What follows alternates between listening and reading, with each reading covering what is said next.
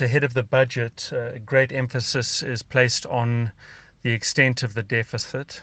Early this year, we pointed to a gap of about 600 billion as we went into lockdown, and it seems that that number is approximately right. The question then is, where will the funding come from? And although a lot of emphasis is being placed on sources of funding ranging from multilateral agencies to possible tax hikes, and then ways in which the deficit might be cut through lids on spending, those are all important aspects. But I would argue going into the budget that the two biggest deficits are actually not financial, that they are deficits in confidence and deficits in delivery.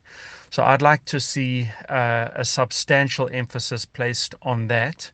There's a good chance that we get lots of pointing to Tito Mbowene's 77-pager, the Treasury paper.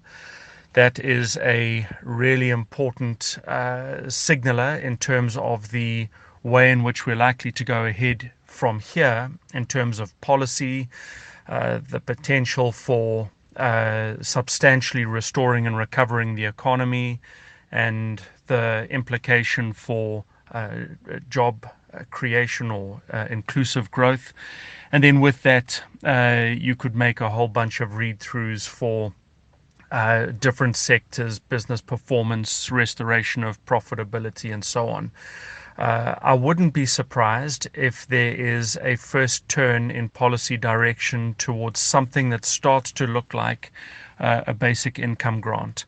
Keep in mind that this is Wednesday morning on the cusp of an emergency budget, so there is an exceptionally good chance, along with many other economists, that my proposals or forecasts are going to be very wrong in a couple of hours' time.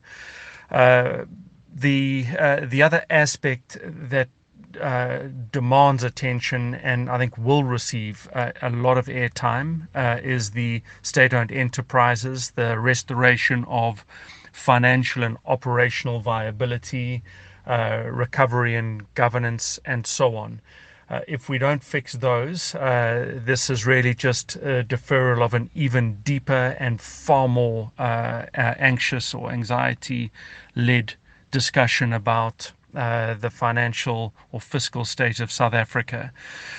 So I suspect I think suspect is my word for the morning, that we'll also get a first reference to the multilateral agencies, the way in which they will provide funding.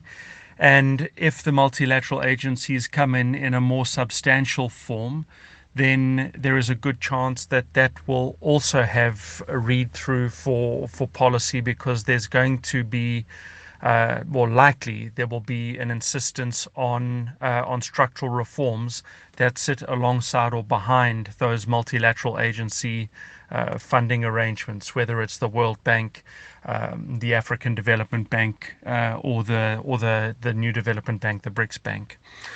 That's it. Deficits are financial, delivery, and confidence. We know the size of the number, 600 billion. We'll also get some updates on what the economy looks like in terms of the shrinkage. We've penciled in 10%, which is sort of the industry conversation. I hope that that's helpful. There'll be a lot more to go on by mid-afternoon.